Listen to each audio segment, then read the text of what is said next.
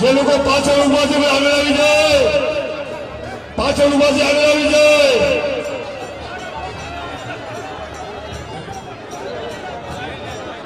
अब 100 મિત્રોને વિનંતી આગળ થોડી ગાડી આગળ।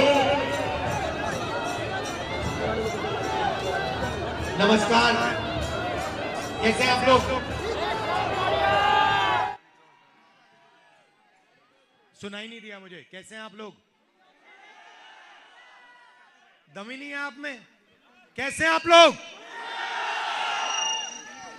आपका बहुत बहुत स्वागत, बहुत बहुत स्वागत। गर्मी में आप आए बात सुनने, यात्रा में शामिल होने, इसके लिए सबसे पहले मैं आपको धन्यवाद करता हूं, दिल से धन्यवाद करता हूं। आपका नाम क्या है?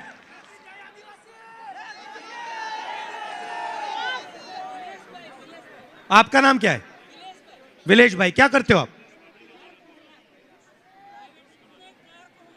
प्राइवेट स्कूल में क्लर्क हो। आप क्या काम करते हो? किसान हो। किस चीज की खेती करते हो? किस चीज की खेती करते हो? गन्ने का। कौन से वर्ग के हो आप? कौन सी कम्युनिटी के हो? आदिवासी हैं। आप भी आदिवासी हो। आपको मालूम है आदिवासी कितने हिंदुस्तान में? ऊपर आ जाओ, ऊपर आ जाओ।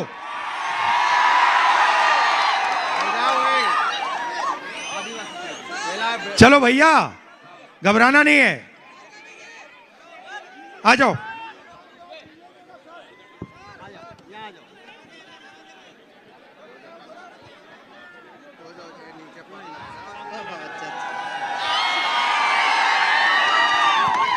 तो खेती करते हैं, गन्ने की खेती करते हो? हाँ, गन्ने की खेती। मुझे हिंदी बहुत अच्छा नहीं आती है। ठीक है, गुजराती में बोल लेना, मैं भी थोड़ी सीख लूंगा। तो अच्छा, थोड़ा शांत हो जाएं, शांत हो जाएं। आज सुबह मेरे पास गुजरात के 30 व्यापारी आए, छोटे बिजनेस चलाने वाले, स्मॉल मीडियम बिजनेस जो चलाते हैं, जो इस देश को रोजगार देते हैं। सही? जो बड़े अरबपति होते हैं, अदानी जैसे, वो इतना रोजगार नहीं देते। रोजगार छोटे व्यापारी देते हैं। वो आए और वो मुझे कहते हैं, राहुल जी, नोटबंदी और जीएसटी ने हिंदुस्तान के स्मॉल और मीडियम बिजनेस चलाने वाले लोगों को, टेक्सटाइल इंडस्ट्री को, डायमंड इंडस्ट्री को खत्म कर दिया। तो मैंने उनसे पूछा कि ये जो नोटबंदी हुई, जो जीएसटी लागू की गई, इसका लक्ष्य क्या था? और उन्होंने 1 सेकंड में मुझे जवाब दिया कि राहुल जी, लक्ष्य जीएसटी का, नोटबंदी का, हिंदुस्तान के छोटे व्यापारियों को खत्म करने का था। किसान से बात करता हूं तो किसान कहते हैं, जो 3 कानून, काले कानून किसान के खिलाफ बनाए गए, उसका लक्ष्य किसान को खत्म करने का था। आप जैसे, हिंदी नहीं समझते? ट्रांसलेशन कराऊं? हिंदी समझते हो? समझता हूँ, लेकिन बोलना नहीं आता है। ठीक है। तो आप जैसे हिंदुस्तान में करोड़ों किसान दिन भर काम करते हैं, ऐसी धूप में काम करते हैं, है ना? उनको पता है, ऐसे पहचाना जाता है। अगर आपने उनके हाथ ऐसे छू लिए, आपको पता लग जाएगा कि या किसान है या मजदूर है। तो ये अपना पूरा दम लगाते हैं, जान लगा देते हैं। और ये सिर्फ आजकल एक चीज मांग रहे हैं कि हमें एमएसपी दे दीजिए, जो हम उगाते हैं उसका सही दाम दे दीजिए। आलू के चिप्स का पैकेट कितने का बिकता है? 10 रुपए का, 5 रुपए का। उसमें कितने आलू होते हैं? आधा आलू होता है उसमें। तो किसान सिर्फ यह कह रहा है कि भैया ये जो 5 रुपए का पैकेट है, इसमें हमारी मेहनत है, इस मेहनत का थोड़ा सा फल हमें भी दे दीजिए। ज्यादा नहीं मांग रहे, ये नहीं कह रहे कि भैया 5 रुपए में से 4 रुपए हमें दीजिए। ये सिर्फ कह रहे हैं भैया आज आप हमें 5 रुपए में से 10 पैसे देते हो, हमें आप 1 रुपया दे दीजिए, 1.5 रुपया दे दीजिए। बीजेपी कहते हैं नहीं, आलू अदानी और अंबानी बेचेंगे और जो किसान की मेहनत है उसका पैसा हम किसान को नहीं देने वाले हैं। साफ उन्होंने कह दिया कि हम लीगल एमएसपी नहीं देंगे। अब कहते हैं लीगल एमएसपी नहीं देंगे, मगर हिंदुस्तान के सबसे बड़े अरबपतियों का आप जानते हो कितना कर्जा माफ किया है? हैं? अच्छा ऐसे करो, हाँ कितना? 16 लाख करोड़। 16 लाख करोड़। अब आपको ये नॉर्मल आदमी को ये नंबर नहीं समझ आएगा, मुझे आपको ये नंबर नहीं समझ आएगा। 16 लाख करोड़ कितना होता है? इतना बड़ा है कि हम इसका कोई मतलब ही नहीं है। तो मैं आपको बताता हूं 16 लाख करोड़ कितना होता है। अगर आप 1 साल के लिए मनरेगा को चलाते हो तो उसमें 65,000 करोड़ रुपए लगते हैं। नरेंद्र मोदी जी ने 24 साल का मनरेगा का पैसा हिंदुस्तान के सबसे बड़े अरबपतियों को दे दिया। और जब, नाम क्या आपका? रसिक भाई। जब रसिक भाई कर्जा माफी की बात करते हैं तो उन्हें कहते हैं भैया तुम्हारा कर्जा हम नहीं माफ करेंगे। एमएसपी नहीं देते, कर्जा माफ नहीं करते, बीमा योजना का पैसा नहीं देते, और जब इनको माल बेचने का टाइम आता है तो एक्सपोर्ट इंपोर्ट पॉलिसी को बदल के इनके माल को मतलब पैसों पे लिया जाता है। तो छोटे व्यापारी रो रहे हैं, किसान रो रहे हैं, युवाओं को रोजगार नहीं मिल रहा। मजे कौन ले रहा है?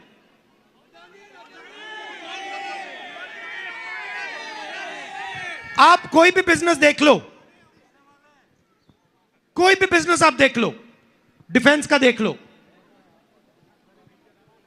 सोलर पैनल का देख लो, पावर का देख लो, ड्रोन का देख लो। अरे भाई जोर से बोलो, ड्रोन का देखो, अदानी। जहां भी आप देखो इस देश में आपको अदानी दिखेगा। एनडीटीवी किसका है? ये जो मीडिया वाले हैं, आपने कभी मीडिया पे किसानों के मुद्दे देखे? कभी देखा आपने कि भैया गन्ने के दाम की बात हो रही है, एमएसपी की बात हो रही है? नहीं दिखेगा। दाम नहीं मिलता। आपका नाम क्या है? आप क्या करते हो? करते क्या हो? आप भी आ जाओ।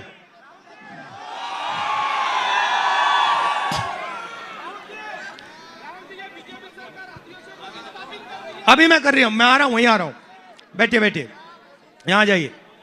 अब मैं आपसे पूछता हूं, हिंदुस्तान में पिछड़े वर्ग के कितने लोग हैं? बहुत सारे नहीं, कितने? कितने प्रतिशत? इधर आ जाओ भाई, गिर मत जाना, फिर प्राइवेट अस्पताल में जाना पड़ेगा। गिरोगे तो प्राइवेट अस्पताल में जाना पड़ेगा, फिर लाखों रुपए लग जाएंगे, वो भी अदानी के जेब में जाएगा। तो पिछड़े वर्ग के कितने लोग हैं हिंदुस्तान में? आपको यह मालूम होना चाहिए, 50%। आदिवासी कितने? 8%। दलित कितने? 15%। सब मिलाए तो कितने? 73%। ठीक है, 73% में 73% आबादी में से मीडिया के मालिक कितने? 0। हिंदुस्तान के 200 सबसे बड़े बिजनेस की लिस्ट निकालो, उनके मालिकों की लिस्ट निकालो, उनके सीनियर मैनेजमेंट की लिस्ट निकालो, उसमें से 73% के कितने? 0। दिल्ली को 90 ब्यूरोक्रेट चलाते हैं, आईएएस अफसर हैं, बजट बांटते हैं, सड़क का पैसा, रेलवेज, डिफेंस का पैसा, सब ये बांटते हैं। 90 में से आदिवासी कितने? 1 बैठा रखा है कोने में, और उसको कह रखा है तू ज्यादा मत बोल, कोने में बैठ। 100 रुपए खर्च होते हैं बजट में, तो आदिवासी अफसर कितने रुपए का निर्णय लेता है? 1 रुपए का नहीं, 10 पैसे का। आपकी भागीदारी 8%, सॉरी, आपकी आबादी 8%, आपकी भागीदारी 100 रुपए में से 10 पैसे, 8 रुपए कम से कम होनी चाहिए, मगर है 10 पैसे। पिछड़ा वर्ग 50% है, 90 में से उसके कितने अफसर? 3। उनकी भागीदारी कितनी? 50% आबादी है, भागीदारी कितनी? 5%। 73% को पूरे को मिला दो, बजट का आप 6% का निर्णय लेते हो। 6% का हिंदुस्तान की सरकार खर्च करती है पैसा, तो दलित, आदिवासी, पिछड़े 6 रुपए का निर्णय लेते हैं। भाइयों और बहनों, हिंदुस्तान में आपकी भागीदारी है ही नहीं, आपका बेवकूफ बनाया जा रहा है। और बेवकूफ कैसे बनाया जा रहा है मैं आपको दिखाता हूं। भैया जरा यहां खड़े होंगे आप? भैया, अब मैं आपको हिंदुस्तान का, इधर, हाँ थोड़ा भैया यहां देखिए जरा, इधर इधर इधर इधर भैया इधर देखिए। अब भैया मैं आपसे सवाल पूछता हूं, ये मान लीजिए जेब कतरे को इनकी जेब काटनी है, मान लीजिए, तो सबसे पहले क्या करना पड़ेगा? ध्यान भटकाना पड़ेगा। भैया उधर देखना जरा, वो देखो भैया, उधर देखना जरा, वो देखो भैया, भैया उधर देखना जरा, ये करना पड़ेगा, राइट? जब ये इधर उधर देखेगा तो फिर पीछे से उसकी जेब काटी जाएगी, राइट?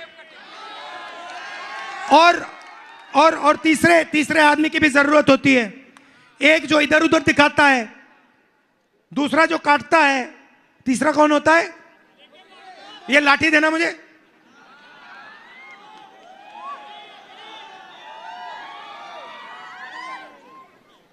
ये झंडा उतार दो इससे अभी। ये तीसरा जो होता है, ये ऐसी लाठी लिए खड़ा होता है। क्यों? अगर इस बेचारे ने कुछ किया तो इसको लाठी लगेगी, राइट? तो ध्यान कौन भटकाता है? मोदी। देखो भैया, सी प्लेन की ओर देखो, देखो भैया, देखो भैया, मैं समुद्र के नीचे चला गया। देखो भैया, वो चाइना की ओर देखो, देखो भैया, पाकिस्तान की ओर देखो, देखो भैया, थाली बजाओ, मोबाइल फोन चलाओ, ये इनका काम है। पीछे से अदानी जी आते हैं, पता भी नहीं लगता, आप उधर ऊपर ऐसे देखते हो, वो पीछे से ठक जीएसटी का पैसा गायब हो जाता है। और साइड में Amit Shah, CBI, ED, income tax department लिए देखते रहते हैं। और नुकसान किसका होता है? आ जाइए अजय, नुकसान किसका होता है? आपका होता है। तो अब आप मुझसे कहोगे भैया रास्ता कहां है? आप कहोगे भैया आपने किसान की बात कर दी, रास्ता नहीं दिया। आपने रोजगार की बात की, रास्ता नहीं दिया। मैं आपको रास्ता देने आया हूं। सबसे पहले 2 काम करने हैं। पहला काम, जाति जनगणना। इससे हिंदुस्तान के हर नागरिक को यह पता लग जाएगा कि इस देश में पिछड़े कितने हैं, गरीब जनरल कास्ट के कितने हैं, आदिवासी कितने हैं, सब कुछ पता लग जाएगा। और उसके बाद आर्थिक सर्वे, मतलब इनको पता लग जाएगा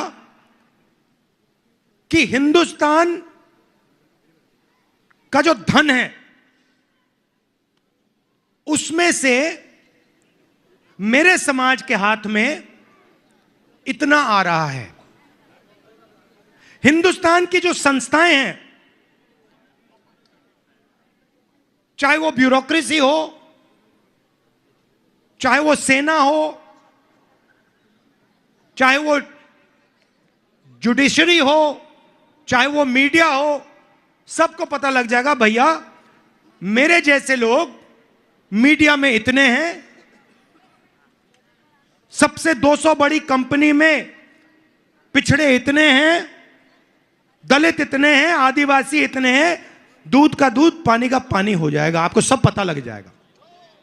इसके बाद आप अपना हक मांग पाओगे। आज आप अपना हक ही नहीं मान सकते क्योंकि आपके पास डेटा ही नहीं, आप जानते ही नहीं हो। आपको यह नहीं मालूम, मैंने आपसे पूछा आदिवासी कितने, आपको नहीं मालूम, दलित कितने, आपको नहीं मालूम, मीडिया में कितने, आपको नहीं मालूम। हाई कोर्ट में 650 जज हैं, हिंदुस्तान के सब हाई कोर्ट्स में। आदिवासी कितने मालूम नहीं आपको, आपको मालूम ही नहीं, किसी को मालूम नहीं, वो आपको बताना नहीं चाहते। अदानी आपको बताना नहीं चाहता। जो सच्चाई मैं आपको बताता हूं कि हिंदुस्तान में 22 ऐसे लोग हैं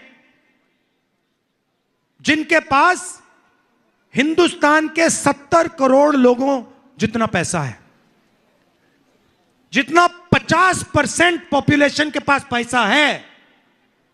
इनको मिला दो, आप सबको मिला दो,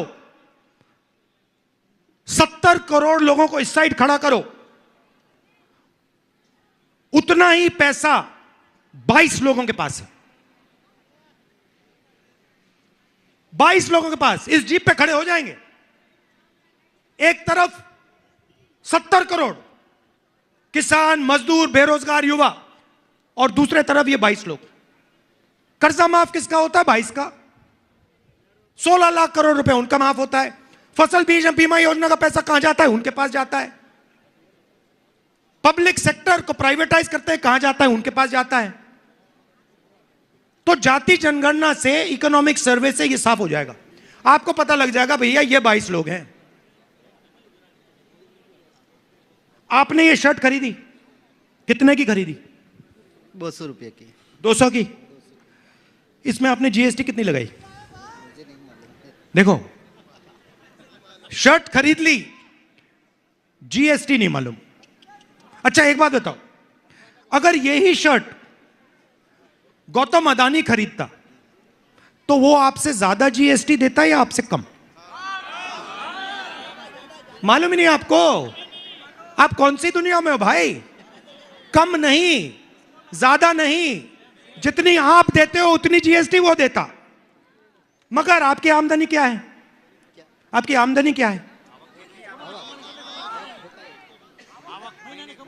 महीने का कमाई मान लो इनकी 5,000 है, 28% जीएसटी इन्होंने दी और उसकी लाखों करोड़ रुपए की आमदनी है, वो भी उतना ही दे रहा है। अगर अंबानी यही शर्ट खरीदे तो जितनी जीएसटी मेरे भाई ने दी है उतनी जीएसटी वो देगा। वो अरबपति है, ये खेती कर रहा है, ये अन्याय नहीं है तो क्या है ये? और आप लोगों को मालूम ही नहीं है। आपको मालूम नहीं कि आप जीएसटी कितनी दे, ठहर जाओ, आपको मालूम नहीं कितनी जीएसटी देते हो। ये जाति जनगणना से ये आपके सामने आ जाएगा पूरा। तो ये क्रांतिकारी काम है। इस काम को पूरा करने के लिए आप सब लग जाइए, हमारे साथ खड़े हो जाइए, इसको हम करके दे देंगे। सच्ची राजनीति उसके बाद शुरू होगी। पहले क्या होता था? पहले क्या होता था? ये जो मेरे भाई हैं ये खेती करते थे, अब ये चाहते, ठहर जाइए भैया, अब ये इनको लगता था और शायद लगता है कि हिंदुस्तान में खेती में फ्यूचर नहीं है। सही? हिंदुस्तान, इनको लगता है, आज भी लगता है, पहले भी लगता था कि भाई हिंदुस्तान में खेती में फ्यूचर नहीं है। तो इनके रास्ते कौन से थे? एक रास्ता था सेना, राइट? ये कहते थे, अपने बेटे से कहते थे, देखो जाके आर्मी में जाओ, पेंशन मिलेगी, इज्जत मिलेगी, रिस्पेक्ट मिलेगी और देश के लिए तुम जाके सेवा करोगे। रास्ता बंद कर दिया, अग्निवीर लागू कर दिया। अब कहते हैं, अब अगर ये अपने बेटे को आर्मी में भेजना चाहते हैं तो हिंदुस्तान की सरकार इनसे कहती है, देखो तुम्हारे बेटे को हम 4 साल के लिए रखेंगे, उसके बाद उसको उठा के बाहर फेंक देंगे। उसको चाइना बॉर्डर पे 6 महीने ट्रेनिंग देके खड़ा कर देंगे। चाइना के सैनिक की 3-4 साल की ट्रेनिंग होगी, इसकी ट्रेनिंग 6 महीने की, उसकी ट्रेनिंग 3-4 साल की। और फिर कहते हैं, भैया देखो आप अग्निवीर हो, अगर शहीद हो गए तो तुम्हें शहीद का दर्जा भी नहीं मिलेगा। कौन लड़ेगा? कौन जाके लड़ेगा? पहले आर्मी के जो सेंटर होते थे भरे होते थे, लाइन लगी रहती थी। आप जाके देखिए आज खाली है, कोई अग्निवीर नहीं बनना चाहता। तो वो रास्ता भी बंद कर दिया।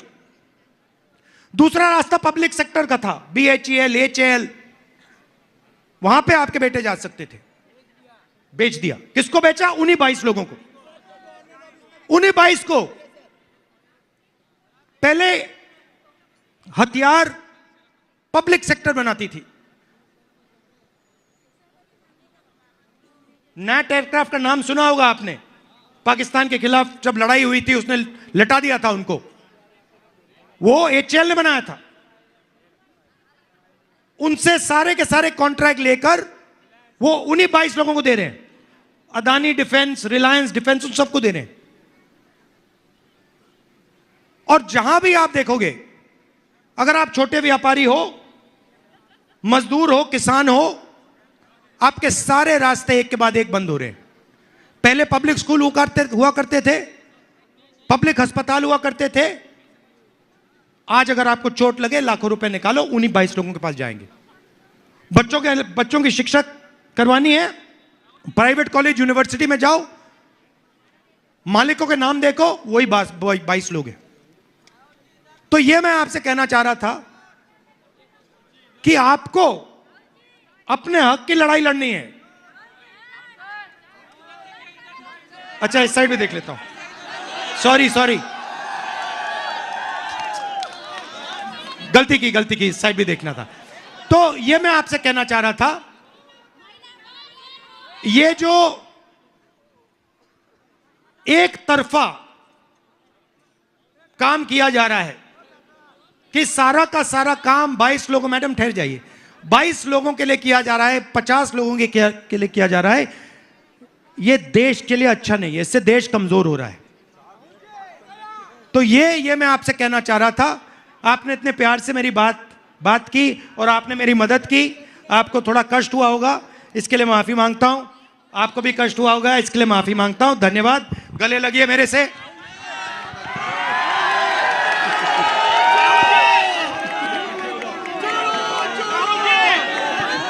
धन्यवाद।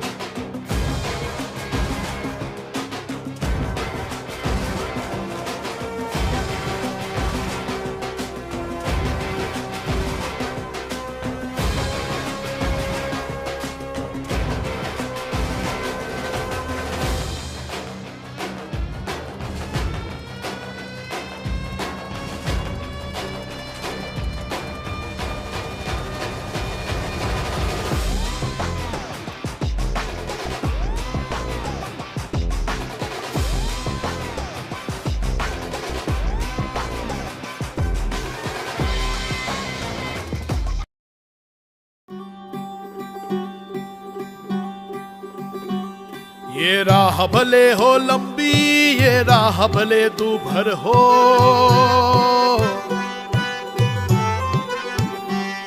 इस राह पे चलते चलते हमको गाते जाना है।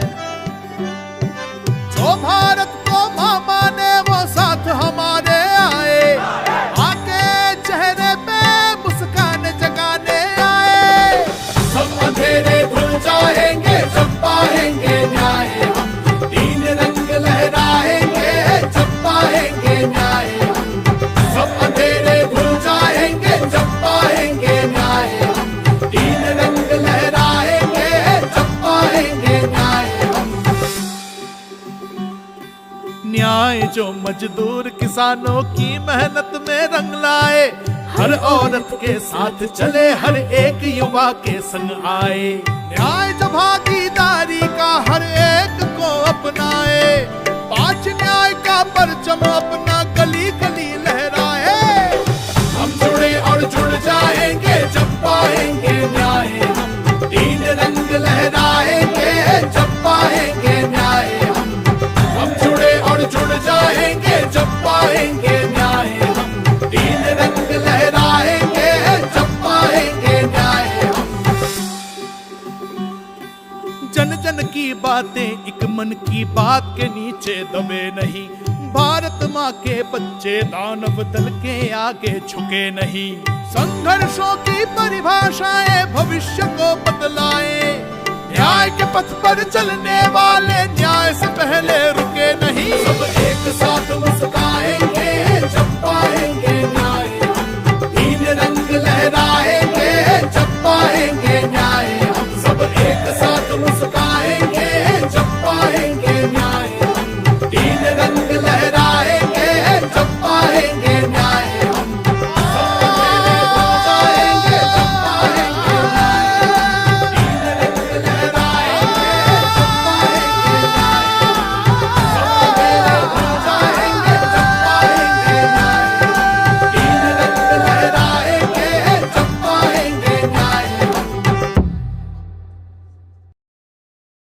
जाति जनगणना ये आपका हथियार है, तो आपको अपना हक लेना है। गिनती करो, गिनती करो, गिनती करो, गिनती करो, गिनती करो, गिनती करो, गिनती करो, गिनती करो। हम ही भारत के लाल है, लाचारी की मिसाल है। तुम्हें जात पता ना नाम मेरा, तेरे राज में हम बेहाल है। गिनती नहीं तो न्याय नहीं, गिनती नहीं तो हार नहीं, गिनती नहीं तो हार नहीं, गिनती नहीं तो काम नहीं। 100 करोड़ लाचारों की सच्ची जनगणना ना हो, तुम ही कहो कैसे हमारा विकास हो। जो दलित है, आदिवासी भाई हैं, उनके रिजर्वेशन में कोई कमी नहीं आएगी और जो पिछड़ों का हक बनता है वो उनको मिलेगा। गिनती करो, गिनती करो। हम गिने नहीं जाएंगे तो सुने नहीं जाएंगे, तरक्की की योजना में नहीं जाएंगे। हर दिन दबे कुचले जी रहे हैं, नए कल के ख्वाब नहीं जाएंगे। तुम अपनों को ही सुनते हो, तुम अपनों को ही चुनते हो। और नजर आते ही नहीं, तुम मित्रों को ही गिनते हो। ओ हमारी भागीदारी की परवाह ना हो, जन जन की हिस्सेदारी की क्यों चाह न हो। गिनती करो,